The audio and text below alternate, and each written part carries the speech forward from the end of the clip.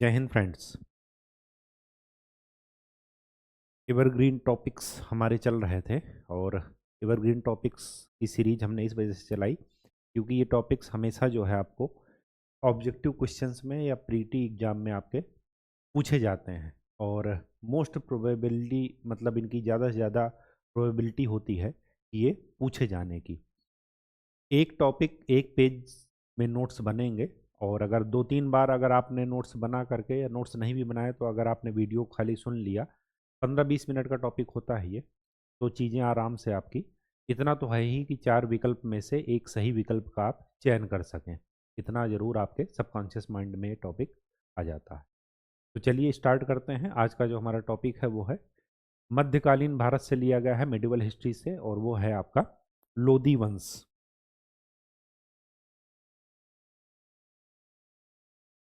लोदी वंश, इस वंश का शासक, मेनली 3 शासक हमें पढ़ने हैं और इसका जो शासन रहा है वो रहा है 1451 से 1526 ईस्वी तक। मेनली 3 शासक हमें पढ़ने हैं। फर्स्ट है इनके संस्थापक बहलोल लोदी।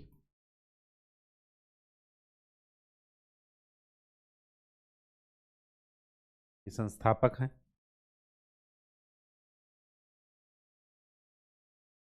दूसरे हैं सिकंदर लोदी।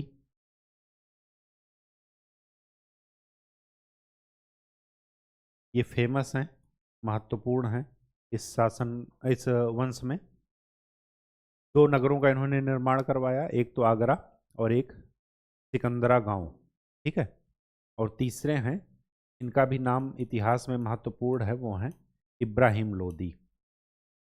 ये इतने बेखबर थे कि इन्होंने रामचरितमानस नहीं पढ़ा होगा, अगर पढ़ा होगा तो उससे इन्होंने सीख नहीं ली कि कभी भी जब आपस में टकराव हो, घर में परिवार में संबंधों में टकराव हो, तो कभी भी तीसरे को नहीं बुलाना चाहिए, मतलब विभीषण नहीं बनना चाहिए। ठीक है। अब इन्हीं 3 शासकों के बारे में हमें पढ़ना है। इनका शासनकाल देख लेते हैं। इनका शासनकाल है 1451 से 1489। इनका है 1489 से 1517 और इनका है 1517 से 1526। और 1526 में इनको बाबर ने हरा दिया। फिर उसके बाद मुगल काल शुरू हो गया। मध्य भारत में 2 चैप्टर हैं, एक है दिल्ली सल्तनत और दूसरा है मुगल काल। तो मध्य भारत का एक चैप्टर यहाँ के बाद क्लोज हो जाएगा। ठीक है, फिर मुगलों का शासन आ जाएगा। बहलोल लोदी का शासनकाल जरूर ध्यान रखिएगा, 1451 से 1489। सिकंदर लोदी 1489 से 1517 और फिर 1517 से 1526 तक इब्राहिम लोदी। बहलोल लोदी के बारे में जो खास बात है वो ये है, इनको उपाधि दी गई गाजी इस्लाम खान की उपाधि। किसको? बहलोल लोदी को भी हम पढ़ रहे हैं। दूसरा, इनके बारे में खास बात क्या है, इनका 2 बार राज्याभिषेक हुआ। इसको थोड़ा हाईलाइट कर लीजिएगा। इतिहास में कुछ ही शासक ऐसे हुए हैं, सुल्तान शासक, जिनका 2 बार राज्याभिषेक हुआ है। 2 बार राज्याभिषेक किन किन शासकों का हुआ है, यहीं पर नाम नोट कर लेते हैं सभी का। एक तो है तुगलक में फिरोज तुगलक।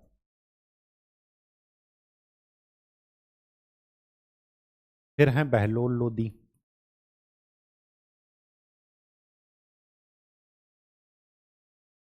और फिर हैं इब्राहिम लोदी। सिकंदर लोदी नहीं है, लोदी वंश से 2 लोग हैं। फिर हैं 3, 3 और हैं। एक हैं शेरशाह सूरी।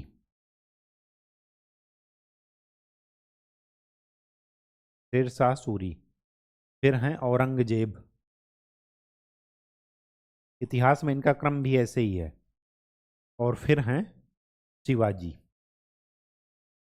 महार मराठा सम्राट शिवाजी। हो गए 6 लोग। फिरोज तुगलक, बहलोल लोदी, इब्राहिम लोदी। तुगलक वंश से 1 हैं, लोदी वंश से 2 हैं, शेर शाह सूरी, औरंगजेब और शिवाजी। इन लोगों का इतिहास में याद रखिएगा कि 2 बार राज्याभिषेक हुआ है। ठीक है, कहानी समझ में आ गई? तो उसमें बहलोल लोदी हम पढ़ रहे थे, तो इसी समय इनको भी देख लिए। ठीक है। अच्छा, 1489 तक इनका शासनकाल रहा, तो इन्हीं के शासनकाल में एक घटना और घटी, वो भी यहीं पर लिख लेते हैं। 1484 में इन्होंने, 1484 ईस्वी में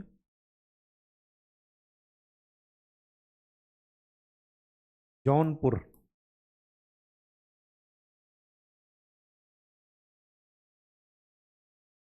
छीन लिया। किससे? टर्की वंश के अंतिम शासक,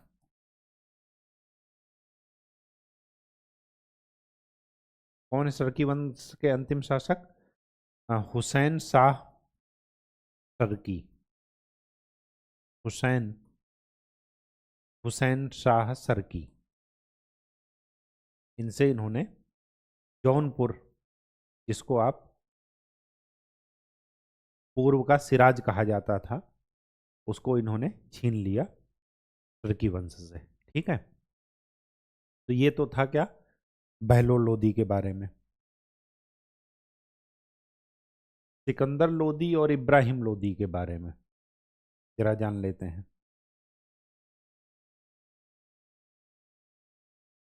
सिकंदर लोदी के बारे में बाद में जानेंगे, क्योंकि इन्होंने कई महान कार्य किए हैं और ये यहाँ पर इनके बारे में थोड़ा डिटेल में पढ़ना है। इब्राहिम लोदी के बारे में देख लेते हैं। इब्राहिम लोदी के बारे में क्या है कि युद्ध क्षेत्र में मरने वाले पहले सुल्तान थे, ये फर्स्ट सुल्तान जो युद्ध क्षेत्र में मरे हैं। ठीक है, इब्राहिम लोदी।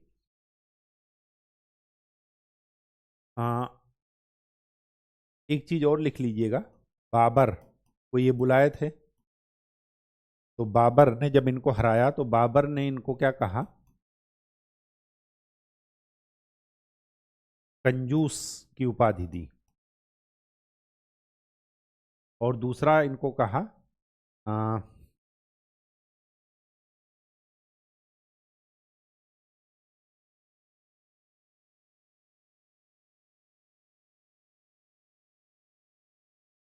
अनपरखा सूरमा, अनपरखा सूरमा। ठीक है, एक्सपीरियंस की कमी थी, सीधी सी बात ये है, अदरवाइज ये कभी भी बाबर को ना बुलाते। ठीक है, कहानी समझ में आ गई? ये था इब्राहिम लोदी के बारे में। अब जो हमें मुख्य पढ़ना है वो है सिकंदर लोदी के बारे में। तो चलिए सिकंदर लोदी के बारे में कुछ डिटेल चीज़ें पढ़ते हैं जो कि आपके एग्जाम के लिए इम्पॉर्टेंट हैं।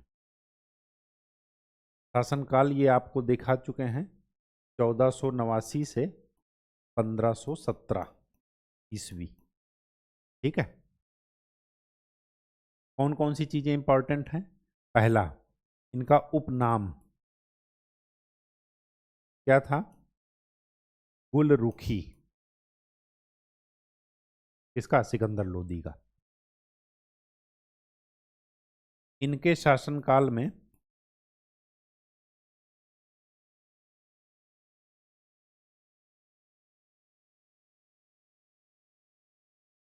मतलब जो दिल्ली सल्तनत थी, दिल्ली सल्तनत काल में सबसे अच्छी गुप्तचर व्यवस्था थी इनके शासनकाल में।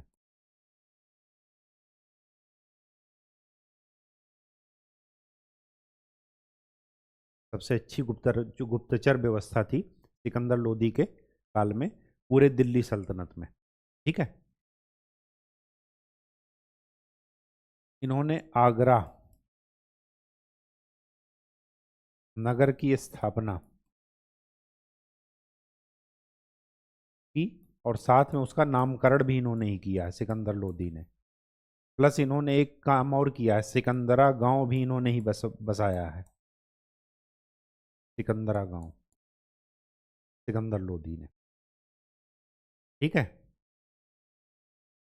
अब कुछ इनके कदम भी देख लेते हैं। इनको शिक्षित और विद्वान तो बोला जाता है, लेकिन कुछ इन्होंने क्रिटिसिज्म वाले कदम उठाए। पहला कदम ये उठाया कि मुहर्रम पर जो ताजिया निकलता है उस पर इन्होंने पाबंदी लगा दी। उससे भी बढ़कर के कदम क्या निकाला कि पीरों के, जो मुस्लिम पीर और संत थे, उनकी मज़ारों पर स्त्रियों का जाना प्रतिबंधित कर दिया। तो ये दोनों चीज़ यहाँ पर लिख लीजिए। मुहर्रम पर ताजिया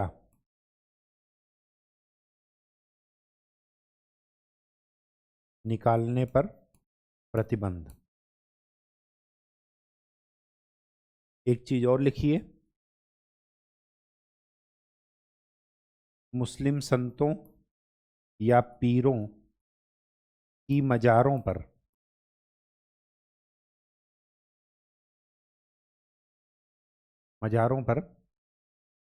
मुस्लिम स्त्रियों, या स्त्रियों खाली लिखिए, स्त्रियों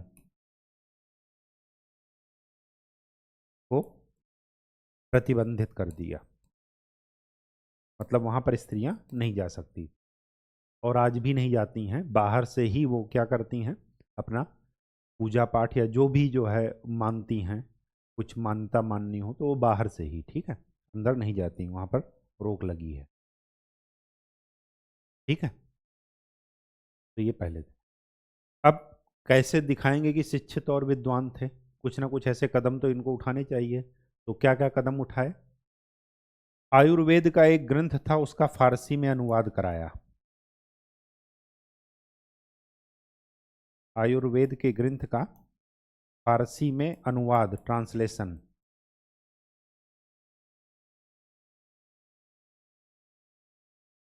उसका नाम है फरहंगे सिकंदरी,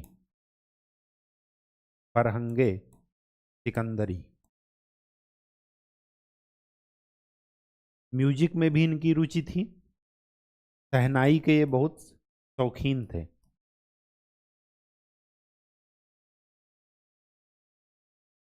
ठीक,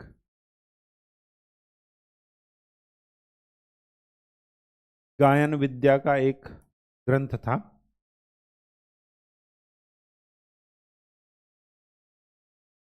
उसकी इन्होंने रचना की, लज्जत ए सिकंदर शाही।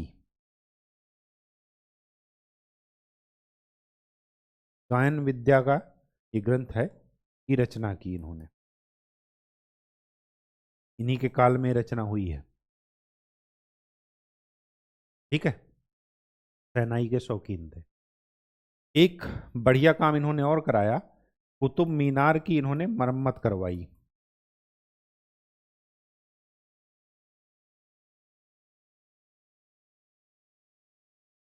प्लस साथ में और एक काम किया, जो निर्धन लोग थे उनके लिए निःशुल्क भोजन,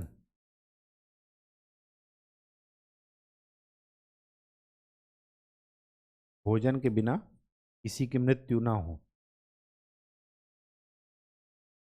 ये भी इनके काल में हुआ।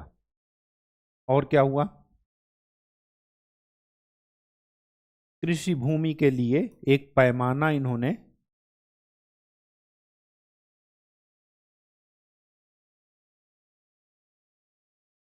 32 इंच का एक पैमाना शुरू किया, जिसको बोलते थे गज ए सिकंदरी।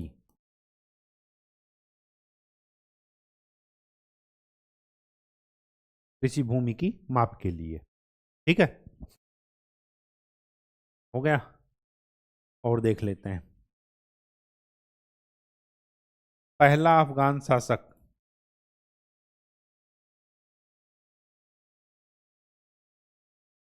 जिसने दिल्ली पर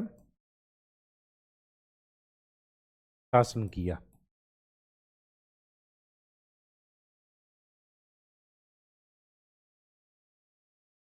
दूसरा अफगान शासक कौन था जो दिल्ली की गद्दी पर बैठा? वो था शेर शाह सूरी।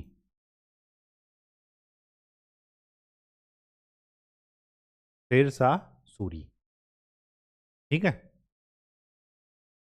एक चीज और यहीं पर नोट कर लीजिए कि जो दिल्ली राजधानी है वो 1451 से लेकर के 1506 तक राजधानी थी दिल्ली।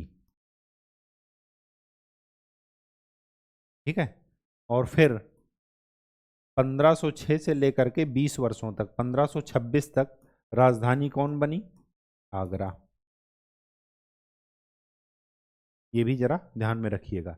इन्हीं के शासनकाल में राजधानी परिवर्तन भी हुआ, दिल्ली से कहाँ गई? आगरा। ठीक है, कहानी समझ में आ गई। एक काम और इन्होंने किया, शिक्षित विद्वान तो थे ही, तो एक तो इन्होंने पैमाना शुरू किया कृषि माप के लिए, कृषि भूमि की माप के लिए। दूसरा, आयुर्वेद और गायन विद्या का जो ग्रंथ था आयुर्वेद वाले का अनुवाद कराया, फरहंगे सिकंदरी और लज्जत सिकंदर शाही की रचना भी इन्हीं के शासनकाल में हुई। कुछ क्रिटिसिज्म वाले काम किए वो आपको बता दिए। मुहर्रम पर ताजिया निकालना पर रोक लगा दी, और मजार और संतों और पीरों की मजार पर स्त्रियों का जाना प्रतिबंधित कर दिया। अब इन्होंने कुछ काम और किए, अच्छे काम। क्या किए?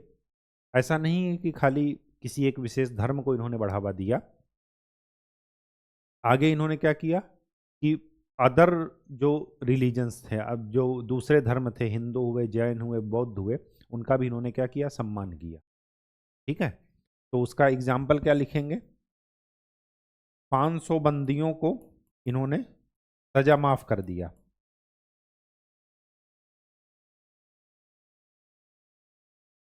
छोड़ दिया।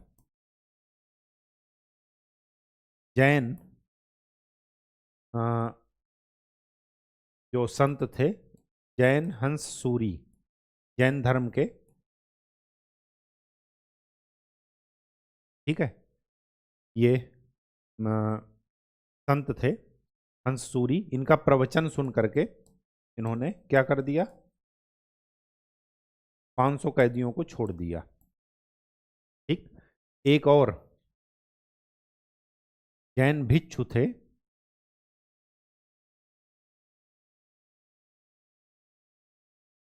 जम्बू जी, उनका भी इन्होंने क्या किया? सम्मान किया और कुछ भूमि वगैरह दान में दी। ठीक है।